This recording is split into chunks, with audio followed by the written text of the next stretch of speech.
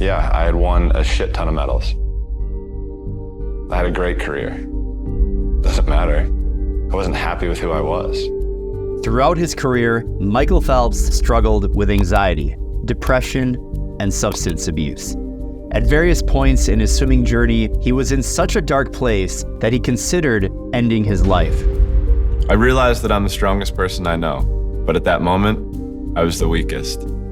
But when he retired from swimming in 2016, Michael Phelps was on top of the world. He had everything: fame, glory, money, and 28 Olympic medals to his name. He was, and still is, the greatest swimmer of all time. What was really going on in Michael's head while he was winning all of those Olympic medals? And what can we learn from Michael's courageous vulnerability in sharing his story?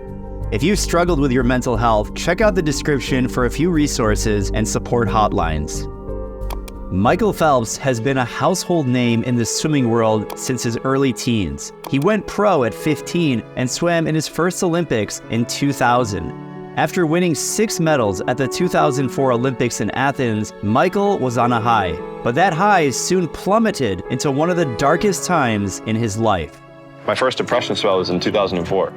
And I went up and down roller coasters all throughout life. And his feelings are pretty common for Olympians in a variety of sports. A good 80%, maybe more, go through some kind of post-Olympic depression. It's gold, and then what? I didn't develop outside interests. I've given my blood, sweat, and tears. And all I'm asking is that someone can help me get through this. When you take a second and think about it, post-Olympic depression makes a lot of sense. Michael trained his entire life for a shot at greatness. A race that lasts less than 1 minute could be determined whether he succeeded or failed. That's a ton of pressure, enough to break even the toughest humans. And Michael achieved greatness beyond anything he could have ever dreamed of. But once the medals were won, those world records have been broken. What was he supposed to do next? What was his purpose? After the 2008 Olympic Games in Beijing, Michael won 8 gold medals, something that's never been done before, but he fell into deep depression yet again. I thought of myself of just a swimmer and not a human being, not a person. No self-love, no self-confidence.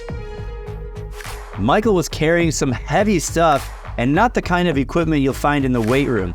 The weight of others' expectations, the weight of his own goals and aspirations, and some pretty nasty inner demons.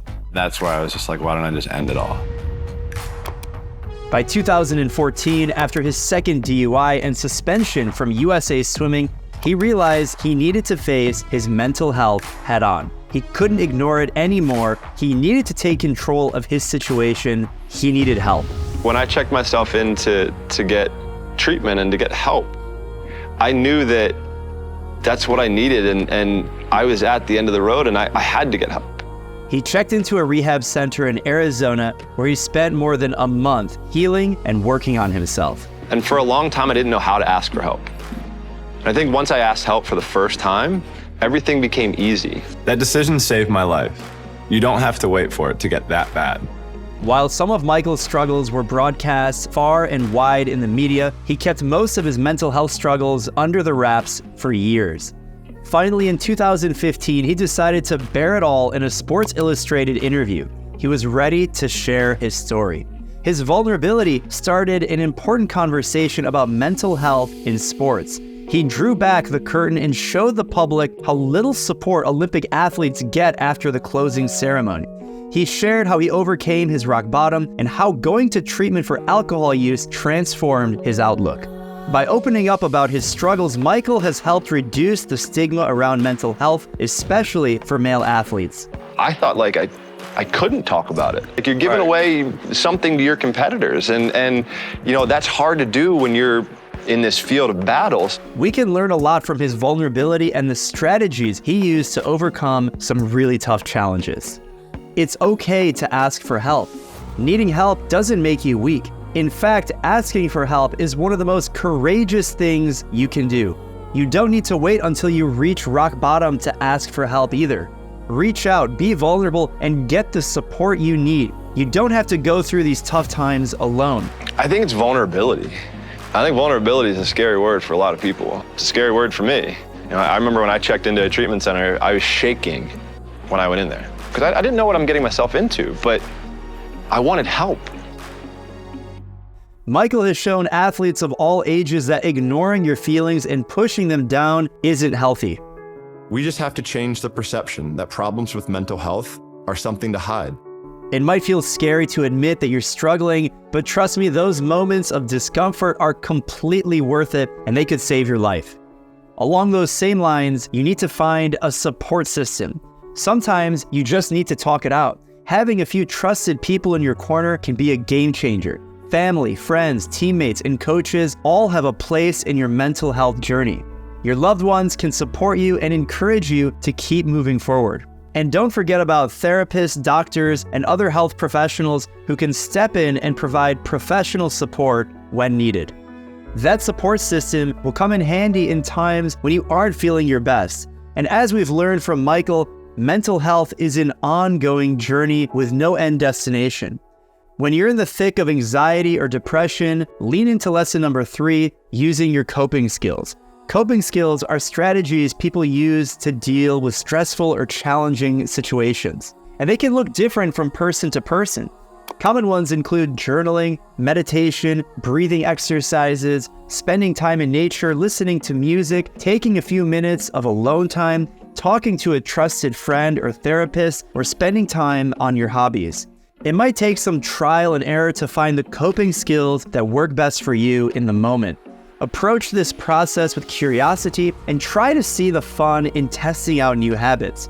It's important to say not all coping strategies are created equal. Don't turn to alcohol or drug abuse when you're feeling down. Talk with a licensed therapist for more strategies and tools to cope with your specific situation. You also have to remember why you started. So often, we as athletes get sucked into the daily grind and become obsessed with achieving the goal, whether that's an Olympic medal or something else. Sometimes the pressure becomes so much that we forget why we started swimming in the first place. You probably started swimming because it was fun and you enjoyed being in the water. It wasn't all about winning or pushing yourself to the breaking point. Reconnect with your why. Reframe your relationship with the sport. If it's possible for you, find a way to rework your training routine so you can rediscover the joy and the fun in the sport that you've lost. Sure, swimming is all about discipline and hard work, but it's also important to fit the sport into your life in a way that you enjoy. It's about separating your self-worth from your performance, because swimming will always be a part of Michael's life. But these days, he's in the pool a lot less. He's found a way to balance swimming with the other parts of his life. And taking time away from intense training has given Michael a new perspective, and he can stay involved in the sport without going all in all the time. He's proof that you can overcome anything, and that's the 5th lesson, that no matter the challenge, no matter how dark things get, there is hope, and you will come out the other side. But real change doesn't happen overnight. Just like swimming, you need to show up for yourself every day and put in the work for your mental health, even when it's hard. If we're physically strong and mentally strong, you put those things together, we're unstoppable. Unstoppable. He may not be Superman, but Michael has learned how to handle his depression. His mental health journey is and will always be a work in progress. Michael's openness has had a direct impact on the public perception of mental health in sports, and other athletes at the highest level have been following his lead. Gymnast Simone Biles stepped away from the Tokyo Olympics, and tennis pro Naomi Osaka did the same at the 2021 French Open. Caleb Dressel also took an extended break from swimming after a whirlwind year in Tokyo. We're human. I don't think I have to say anything else. If you're going through something, take Michael's lead. So head over to the description for a few mental health resources. And if you want to see why Michael Phelps is the greatest of all time, watch me break down his legendary stroke technique. I'll see you over there, and happy swimming.